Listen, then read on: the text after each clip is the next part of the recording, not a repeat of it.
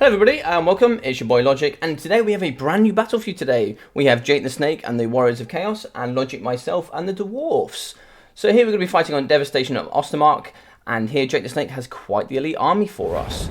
So let's hop into that and see what he's got today. So we're just going to put that on pause because it moves relatively quickly here. We have chosen with great weapons. We have 4 units along the front line being very, very expensive. And another expensive unit which is Dragon Ogres. So this is quite a huge risk here from Jake the Snake. But if it does pay off, he should chew through most of the Dowie forces. We also looks like he has some magic here. It looks like he has a Fire Sorcerer coming in with Piercing Burning Bolts, Burning Head and Fireball.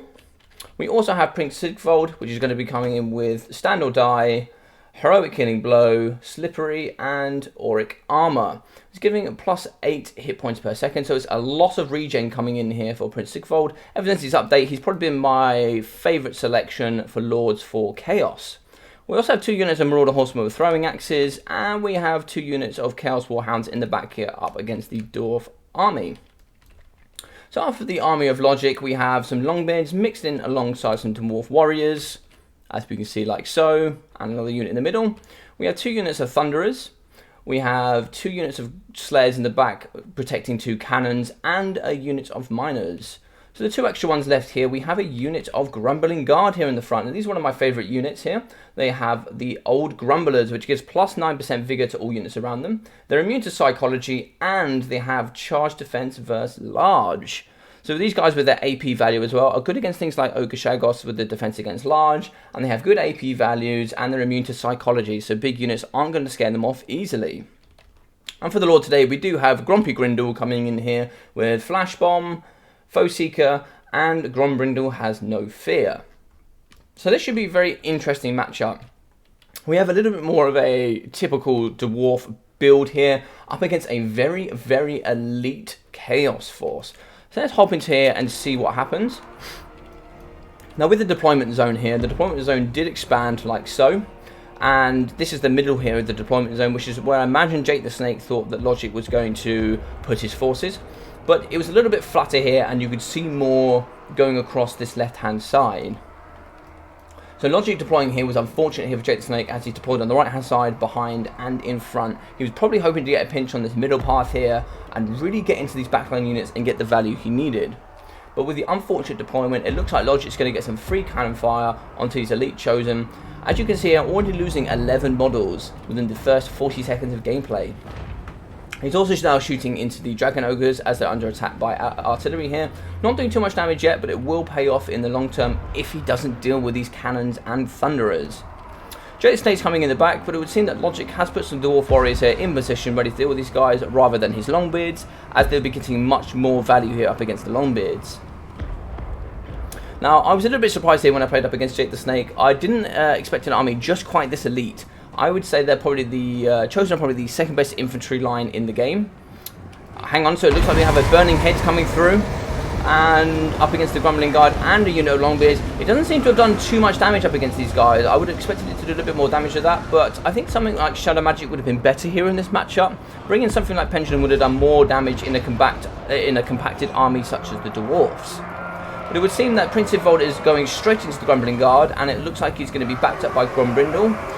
Logic has intercepted a unit of Chosen, stopping them going on to Prince Sigvold, who's dropped now Flash Bomb with Grombrindle. Grombrindle has no fear, and Foe Seeker really going all in here to try and get Sigvold, because Sigvold does have that healing, and he is a fantastic melee combatant. They really need to shut him down here.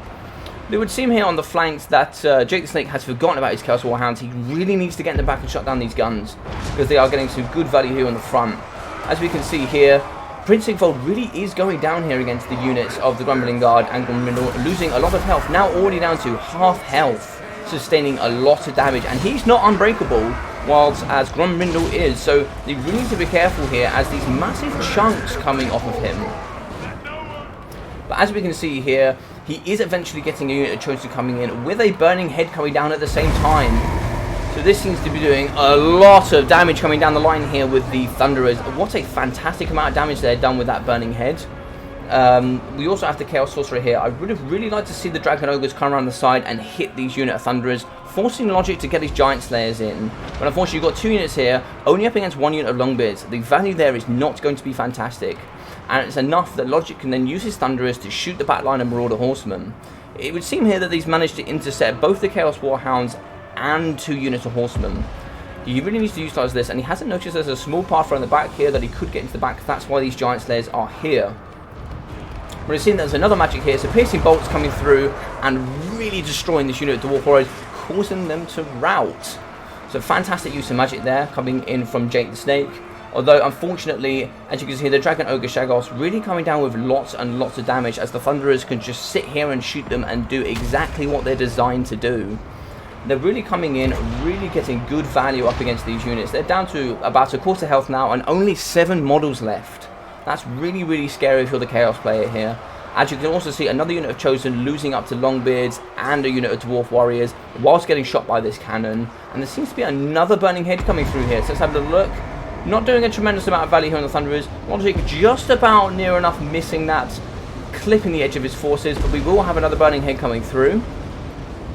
And unfortunately, we do have more Horsemen only shooting into Dwarf Warriors here. Logic's not going to be too worried about that, but the Slayers have managed to chase off the Chaos Warhounds. And we're going to go back to the front line here. As we can see, the healing coming through from Sigvold is now really beating up Gombrindal now they got the Elite Chosen in. They're not really going to stand much of a chance here up against these two. But the Grumbling Guard have really gone in and really paid for themselves. They're only winded. They're really doing a fantastic value considering they only cost 1,000 gold. But Logic has lost the front line and is having to send Longbeards through to the front line. But the Thunderers are still online, shooting these very, very expensive, heavily armoured units. And the Dragon Ogres have broken and been removed from the front line. Logic also does have a unit here of Giant Slayers that he hasn't thought about getting back into the battle. He could really do with getting these Slayers into the front line and dealing with these units. They have great AP value, Giant Slayers, and good melee attack.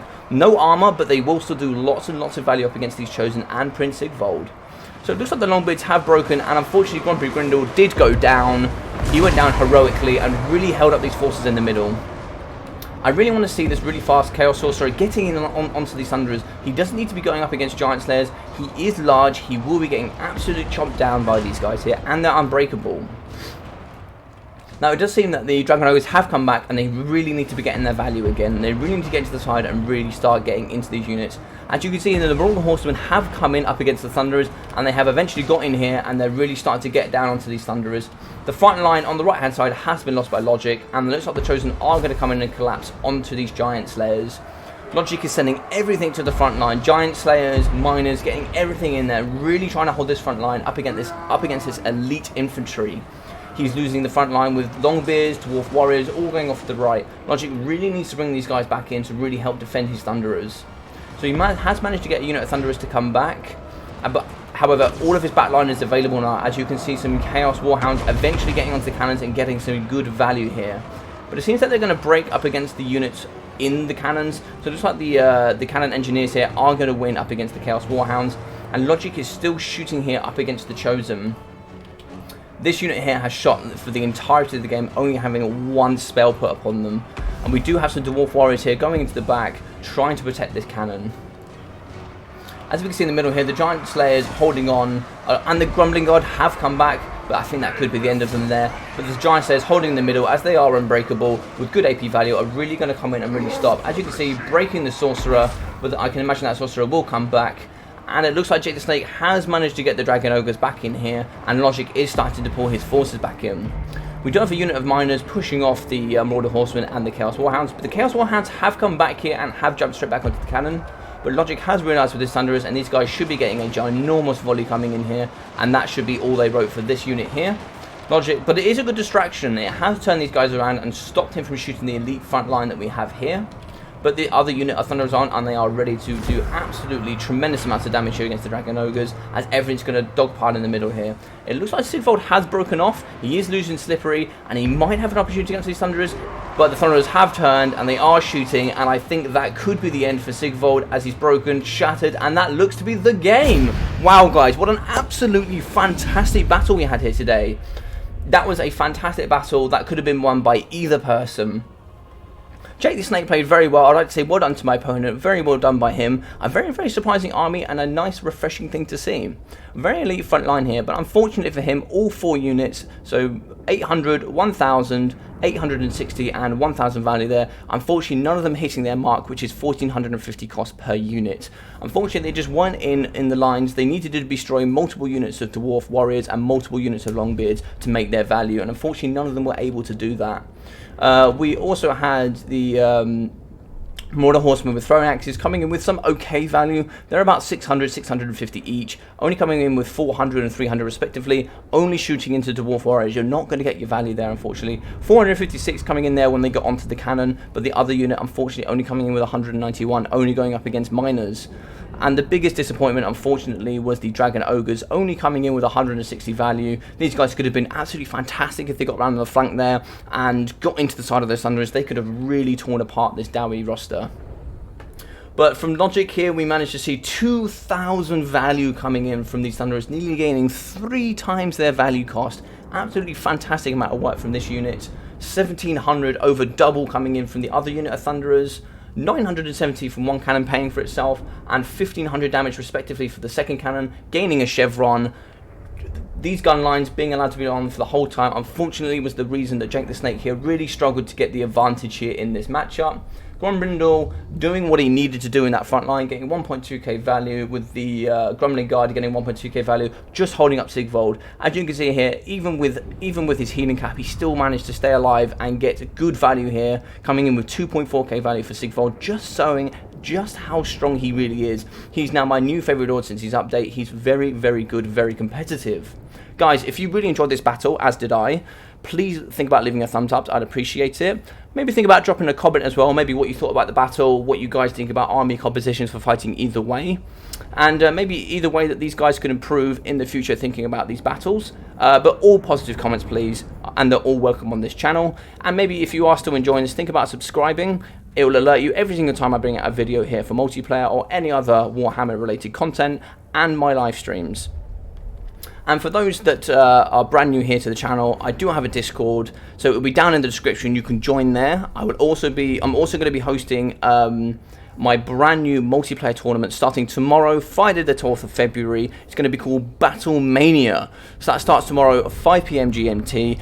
Every single person that's welcome. Please sign up, have some fun, and let's all get involved and have a great time tomorrow evening. I hope to see as many of you there as possible. Other than that, guys, I'll see you in the next video, and take care.